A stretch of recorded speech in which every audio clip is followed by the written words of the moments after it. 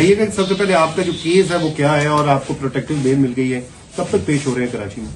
کراچی میں with in 10 days ہونا ہمیں انشاءاللہ 10 دن کے اندر اندر ہوں گے پیش. 295 کا ایک ہے کراچی میں ایگری تھانے میں، کافی پرانا ہے، ود ان 10 days ہو جائیں گے انشاءاللہ.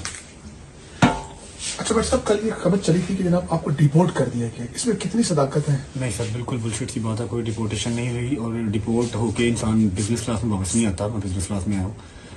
میرا ویزا ضرور کینسل ہوا کیونکہ ان کو یہاں سے کچھ ہوم آفس کو یو کے بہت اسٹرکٹ ہے ان چیزوں کو لے کے. ہوم آفس میں ریکویسٹ کی ہے کہ اس پہ 295 کا کیس ہے، پھر اور بھی بلاسفیمی کے کیسز ہیں، جس کی وجہ سے انہوں نے میرا ویزا کینسل کر دیا. میرا سال کا ویزا تھا، بٹ میرے جو وہاں کے سالیسیٹر ہیں، جو میرے لائر وہاں کے ہیں یو کے، انہوں نے ایڈمنسٹریٹر جو ہے نا وہ ریویو کو چیلنج کر دیا ہوا ہے.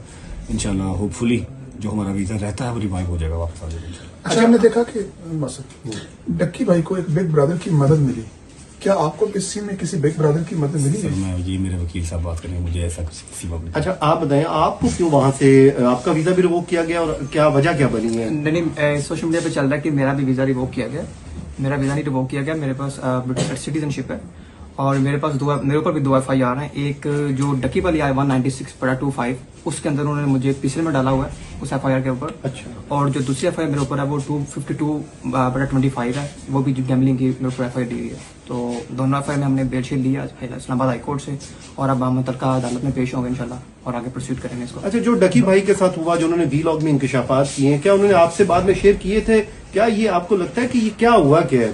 میں جب ڈکی سے ملنے گیا تھا تو ہماری زیادہ باتیں نہیں ہوئی، بس جو باتیں ہوئیں وہ میں نے سوشل میڈیا پہ بتا دی تھیں کہ جو کچھ چلا ہے، اور بس باقی کچھ چیزیں ہیں وہ انشاءاللہ وقت جب آئے گا تو بتائیں گے. تو اس دن اس ٹائم آپ کو بھی نوٹس آئے تھے، سمن وغیرہ؟ نہیں، مجھے نوٹس نہیں آیا. میں جب اس کو ملنے گیا تھا تو مجھے انہوں نے ڈیٹین کر لیا وہیں پہ اور میرے دونوں فون بھی لے لیے اور مجھ سے زبردستی انہوں نے سائن بھی کروائے، مجھے گالیاں شالیاں بھی دی انہوں نے. لیکن کوئی نہیں، باقی اپنا بعد میں میرے وکیل صاحب تھے، ہمیں چھوڑ دیا گیا اور اس کے بعد ہم وہاں سے چلے گئے. اچھا بٹ صاحب یہ بتائیے گا، جیسے آپ کہہ رہے ہیں کہ ہمارا ویزا ریوائز ہو جائے گا تو آپ کو امید ہے کہ آپ واپس پھر جا سکتے ہیں یا پھر وہی ہے ECL وغیرہ میں انشاءاللہ ECL میں نام سدا بہار تو نہیں ہے، جب تک کیس چل رہے ہیں تب تک ہیں، تب تک پاکستان میں ہے انشاءاللہ. اس کے بعد بھی پاکستان ہے، لیکن یہ کہ ٹریول بین کسی بھی کنٹری کا لگوانا کیوں اپنے اوپر. UK میں یہ ہوتا ہے کہ اگر آپ کا ویزا کینسل ہو جائے یا پھر آپ کو ایسا کچھ کہ ویزا کینسل کرتے ہیں، اگر آپ کا لگا ہوا ویزا کینسل ہوتا ہے تو وہ آپ کے اوپر 10 سال کا بین کر دیتے ہیں. تو بین نہیں لگوانا کسی بھی کنٹری کا، آپ کو وزٹ کے لیے کبھی بھی نہیں جانا پڑ سکتا ہے، جس کی وجہ سے میں نے چیلنج کیا. ادروائز تو کر دیتے بین، رہنا میں نے پاکستان میں ہی ہے.